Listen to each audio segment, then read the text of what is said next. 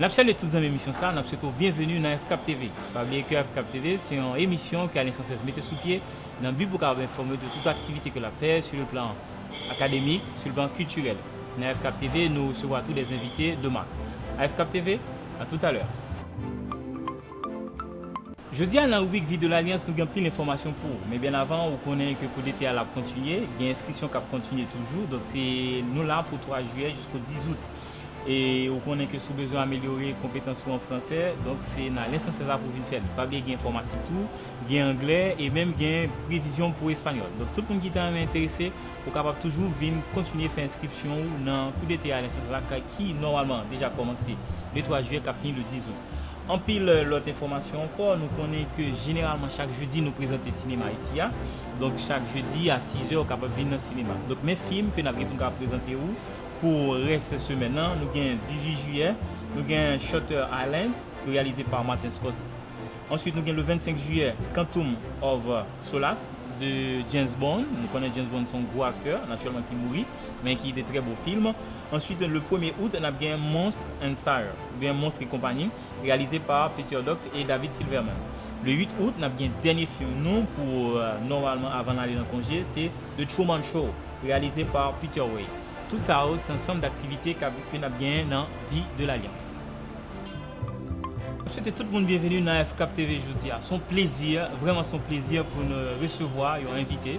Naturellement, tout invité, c'est toujours invité de marque. Mais je dis, on a vraiment recevoir un invité de marque qui est directeur Alliance Française, que tout le monde connaît et nous estimons qu'il est très populaire. Donc, monsieur Eric, bonsoir. Bonsoir. D'accord. Son plaisir pour nous avec vous aujourd'hui. Et normalement, on parle comme ça, ou là pour un bagage spécial. Donc, qui ça qui m'énerve dans FCAP TV aujourd'hui? Alors, pourquoi un jour un peu spécial? Parce que je suis à 48 heures de mon départ de Cap-Haïtien, puisque je termine ma mission au Cap-Haïtien. J'ai ouvert il y a maintenant un peu plus de 2 ans la FCAP TV. Il était normal qu'avant de partir, je ferme peut-être un petit peu le cycle des AF Cap TV pendant les 18 mois où elle a eu lieu avec moi. Il y aura quelqu'un d'autre en septembre qui arrive, il s'appelle Monsieur Claude Alexandre Martinez. Et donc en septembre, il continuera la FCAP TV. D'accord. Donc, chers téléspectateurs, nous allons comprendre qui s'est passé, qui émotion tout a traversé nous aujourd'hui à notre directeur qui a 48 heures de son départ. Alors, Monsieur Éric Compan, vous allez laisser le Cap-Haïtien, mais c'est avec quel sentiment que vous laissez cette ville? Alors vous savez, toujours les départs, c'est toujours très partagé. On est triste de partir parce qu'on travaille depuis 4 ans dans une ville. En 4 ans, on se crée des amitiés, on se crée des liens. Les amitiés, les liens, c'est d'abord les personnels avec qui je travaille. Je les vois tous les jours, de 7h du matin jusqu'à 19h le soir. C'est les présidentes avec qui j'ai travaillé, Madame Laroche, Madame Mercier-Caz en ce moment.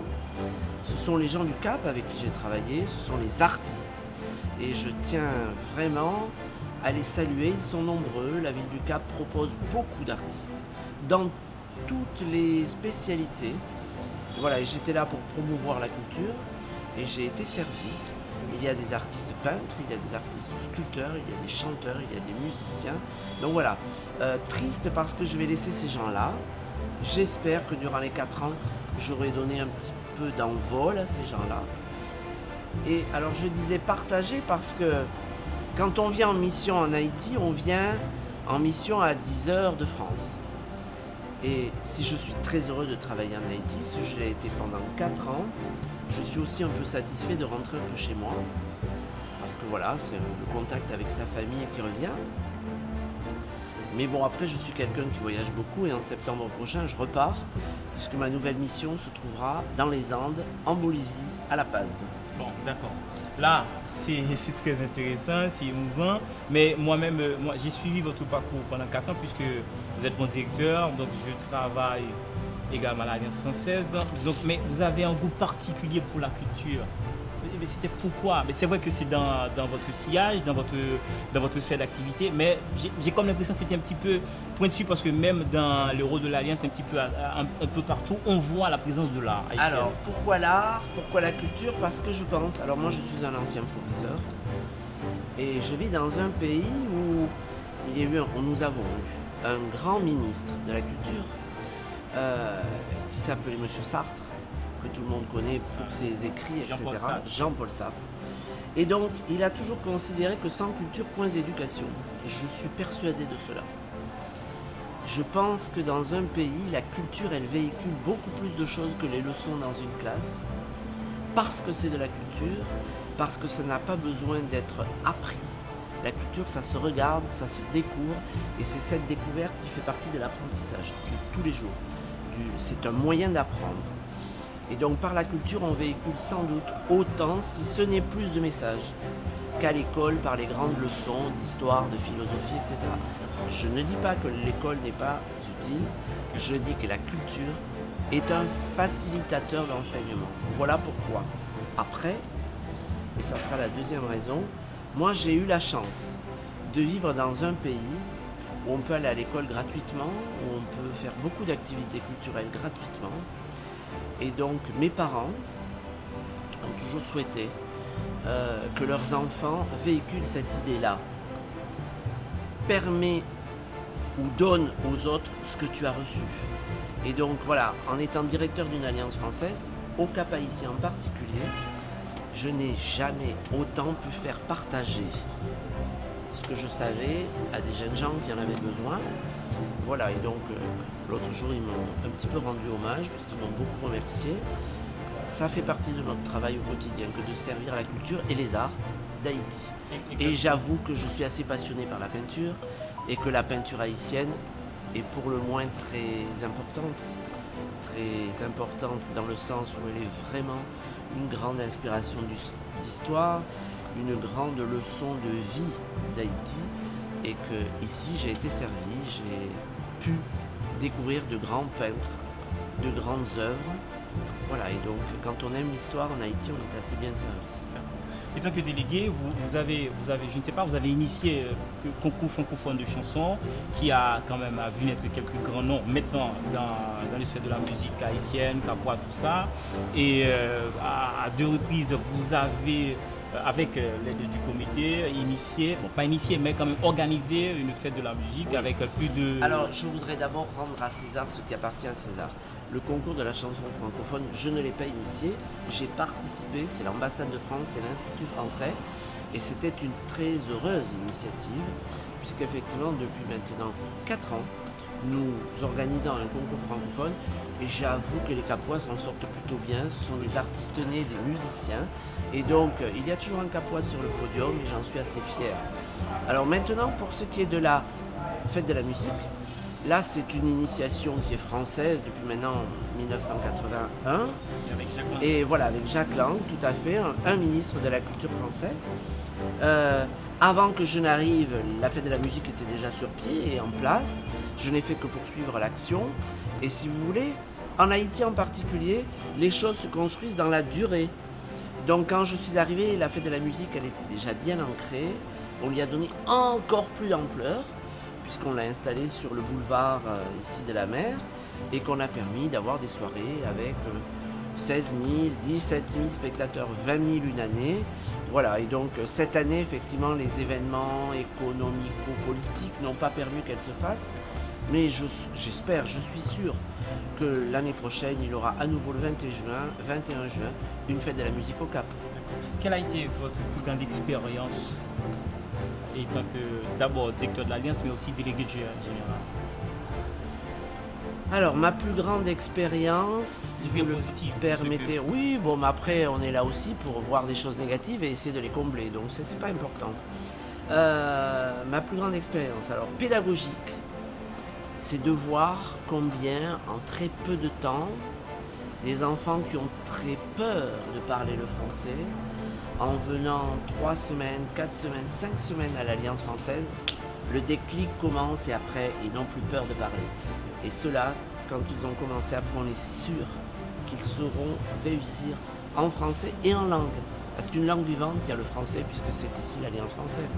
Mais une langue vivante, quand on la démarre bien, on est sûr de bien la continuer ensuite. Ça, c'est pour le pédagogique. Pour le culturel, ma plus grande expérience, sans aucun doute, la dernière fête de la musique que nous avons faite l'an passé sur le Cap, avec énormément de monde, avec l'inquiétude que les choses ne se passent pas bien, parce que le monde, on ne sait pas comment ça peut réagir. Et un public capois qui était content. Et cette année, c'était sur 2 jours. Oui, voilà, c'était sur 2 jours, le 20 et le 21. 2 très grosses soirées, beaucoup de personnes, beaucoup de spectateurs. L'ambassadeur de France qui nous a fait l'honneur de venir regarder le spectacle. Voilà, donc ça c'est une grosse expérience parce que c'est une expérience à construire en logistique avant. C'est une expérience à vivre pendant, parce que c'était plus de 45 artistes sur scène qu'il faut chronométrer. Voilà, après les Haïtiens globalement ne sont pas toujours à l'heure, mais quand ils sont sur scène après, ils ont du mal à sortir de la scène. Donc voilà, il fallait coacher le temps, mais ce fut fait. Et voilà pourquoi je dis une grosse expérience. Après c'est des expériences du quotidien. Moi, venir à l'Alliance, voir les enfants, me dire bonjour le matin, c'est une belle expérience. J'aime les enfants, j'aime l'éducation. C'est de l'expérience du quotidien. Mais en tant que délégué, parce que quand même... Alors, en tant que délégué, mon expérience, la grosse expérience, c'est que j'ai vécu le cyclone Matthew. Vivre le cyclone Matthew, ça a été vivre la destruction d'une alliance, puisqu'elle a été détruite à 80%. Et la belle expérience, c'est qu'en 8 mois, avec l'ambassade de France, on a su trouver les fonds pour la reconstruire, on a su trouver les moyens pour doter cette nouvelle infrastructure, et 1 an après, on réouvrait l'alliance, et c'est une petite alliance, toute jolie, toute neuve, reconstruite à Jérémy, qui fonctionne maintenant depuis un peu plus d'1 an et demi, 2 ans, et qui retrouve des effectifs bien plus importants que ce qu'ils n'étaient avant Mathieu. Donc ça, c'est une belle expérience. Et en termes de vœux, donc, quel est le vœu pour les alliances, quel est le vœu pour Cap-Haïtien, quel est le vœu pour Haïti? Alors le vœu de Cap-Haïtien, c'est que je souhaite que Cap-Haïtien continue à garder toujours un petit peu cette place importante, mais on est dans la 2e ville du pays, donc c'est assez facile, on a beaucoup d'étudiants ici, on a beaucoup d'élèves, donc il n'y a pas de raison que ça change. Le vœu, c'est que la situation économique du pays aille mieux, parce que nous sommes tous, à un degré plus ou moins important, impactés par ça. Cette année, pour les cours d'été, nous avons toujours plus de 700 enfants. Cette année, on arrive à 500, 550, c'est pas mal, mais c'était beaucoup plus avant. Voilà, et je sais que les raisons sont d'abord économiques et sociales. Les gens ont peur de faire transporter leurs enfants parce qu'il y a des risques de blocus, parce que voilà, c'est des choses, et je les comprends. Donc ça, c'est le vœu que je fais pour le Cap, c'est le vœu que je fais pour tout le pays. Et pour ce qui est des alliances, là, je suis vraiment très optimiste, parce que les alliances ont bien travaillé. Depuis 4 ans, elles se sont construites une vraie notoriété autour de l'Institut de Port-au-Prince. Et un vrai réseau. Voilà, un vrai réseau avec l'Institut français. Et donc aujourd'hui, beaucoup d'acteurs et d'opérateurs culturels nous envient et nous sollicitent, parce qu'ils savent que travailler avec une alliance, c'est la possibilité peut-être de travailler avec les 5 villes et la capitale, et donc l'ensemble du maillage territorial haïtien. D'accord. Alors, monsieur Eric, c'est la dernière question. Donc, le dernier mot, généralement on le dit. Et donc, le journalisme, quand même, je dois attendre de vous. C'est vrai que le vœu, vous l'avez déjà fait, mais le dernier mot, ce serait quoi? Qu'est-ce que c'est la question et à laquelle vous attendiez que je ne l'ai pas posée? Oh non, je ne m'attendais pas à une question particulière. J'espère avoir apporté autant de plaisir que j'en ai eu, moi, à faire le travail qui était le mien au quotidien. J'espère surtout avoir donné la nécessaire volonté pour construire une carrière d'artiste, puisque là on parle surtout du culturel. Un artiste, s'il veut réussir, il faut qu'il persévère. Jamais il ne doit baisser les bras. Toujours il doit essayer. Et sans cesse remettre la tâche à l'ouvrage. C'est pas moi, c'est La Fontaine qui le disait, il avait raison il y a bien longtemps. Je pense que dans le milieu artistique, plus que jamais, ça se justifie, ça se vérifie. Et donc j'espère vraiment avoir fait comprendre ça aux jeunes que j'ai pu croiser, qui ont eu la chance de me croiser et qui croiseront le nouveau collègue. Voilà. Monsieur Eric, je vous remercie infiniment. C'est vrai qu'on n'a pas parlé de l'expérience comme prof parce qu'à un certain moment, vous avez également donné des cours aux profs du CAP, mais on n'a pas parlé parce que sinon, on aurait quand même passé tout le temps. Donc, c'est un plaisir pour nous. Merci. Donc, mais avant d'aller, je vais soit dire un petit mot en créole parce que quand même, on dit quelque chose. Petit mot créole, ça va être compliqué. Vraiment, j'ai très peur de l'écorcher, ce créole. Je veux vraiment... Alors, je vais le dire en français, vraiment. Vous savez, le directeur de l'Alliance, contrairement à ce qu'on pense, c'est pas quelqu'un qui apprécie beaucoup l'oral. Il donne cette impression-là parce qu'il est vieux et qu'il a de l'expérience, mais il faut qu'il prépare tout à l'avance. Donc, je n'ai pas préparé de choses en créole. En tout cas, moi, je veux vraiment dire aux Haïtiens qui m'ont accueilli au Cap, un grand merci. J'ai découvert un pays, j'ai découvert une mentalité capoise. Je sais maintenant ce que veut dire la fierté capoise. Je sais maintenant pourquoi les Capois ont toujours un petit regard, je ne sais pas trouver le bon adjectif, sur la capitale. Sans doute en veulent-ils un petit peu à cette capitale qui est devenue la capitale et qu'ils a parfois un peu oublié, sans doute. Voilà. En tout cas, moi, je veux vraiment dire à tout le monde un grand merci. Merci en pile. Merci en pile. Vraiment en pile. Madame, monsieur, c'était AFCAP TV. Je dis à la rubrique Culture francophone, nous voulons présenter un gros chanteur, un gros artiste franco-rwandais qui est Gaël Faye. Gaël Faye, monsieur, fait en 1982 à Bujumbura, au Burundi. Gaël Faye, c'est un chanteur, c'est un rappeur, c'est un compositeur tout. Gaël Faye, normalement, interprété tout, chanté. Actuellement, là, il y a une double nationalité parce que tout la vivent en France et la vivent tout à Kigali actuellement avec toute famille. Ce qui est intéressant dans Gaël Faye, alors, chez Gaël Faye, pour comprendre, c'est que normalement, l'histoire, monsieur Ali Antijan est impliqué de tristesse parce que nous connaissons deux guerres civiles. Bon, on dit qu'on a une guerre civile en 1993 et puis il y a l'autre génocide qui vient fait en Rwanda, entre Tutsi et Hutu en Rwanda en 1994. Et dans la période ça, je suis un petit souci, donc à 13 ans, il est obligé de quitter le pays pour aller vivre en France. Et c'est à partir de là, il vient rester à Versailles, et c'est à partir de là tout, il vient commencer conscient de problèmes qu'il gagne, ça fait que parfois il vient souffrir, de tout simplement de côté de Sotia, et ça fait que très souvent il vient produire. Après un certain temps, je vient aller dans l'université, il apprend les affaires, il vient apprendre le commerce. Et puis, je suis commencé à travailler dans une entreprise qui travaille service et différents types de services. Après un certain temps, il vient quitter ça. Je viens décider, il dit c'est dans la musique que la aller. Effectivement, premier album je vient faire, c'est Pli sur un croissant au beurre. C'est le premier album monsieur. C'est l'album ça pas en 2013, d'accord. Et c'est un disque normalement qui était enregistré à Paris et également à Bujumbura. Gaël Faye lui-même vient collaborer avec quelques autres artistes, tant que Congo, alors l'artiste Bongo Kwenda, qui sont gros artistes qui ont fait un peu parler de lui. Ensuite, il y a l'autre Muntu, monsieur collabore avec un Brésilien qui est Flavia Coelho. Parce que Gaël Faye, style, fait que son œil qui est capable de travailler avec tout le monde. C'est ainsi qu'en 2015, monsieur lui-même fait deuxième album. C'est un album qui relève Petit Pays, bien accueilli. Naturellement, l'album est fait, mais il y a un roman tout autour de la même situation ça qui plus ou moins présenté l'autobiographie monsieur.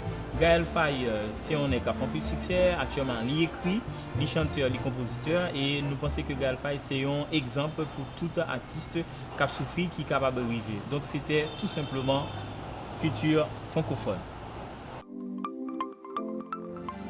Je dis à la rubrique La vase des mots, nous venons avec une belle expression pour vous. L'expression c'est avoir la tête dans les nuages. Avoir la tête dans les nuages, pour français, ça signifie c'est être rêveur, être distrait. Donc c'est là que au loin on va penser en bagaille. On dit dans nuage. C'est quelque chose qu'on dit également en créole. On dit je suis dans nuage, d'accord? Mais origine expression ça, c'est tout simplement c'est pour capable parler d'un monde qui pas en réalité, un monde qui est déconnecté, qui est vraiment loin. Donc quand vous dites que vous êtes dans les nuages, c'est que justement vous êtes hors de la réalité. Alors ça qui est intéressant, c'est que les autres vous avoir les deux pieds sur terre, c'est son monde qui sous ça, qui est connecté. Donc c'était tout simplement la base des mots.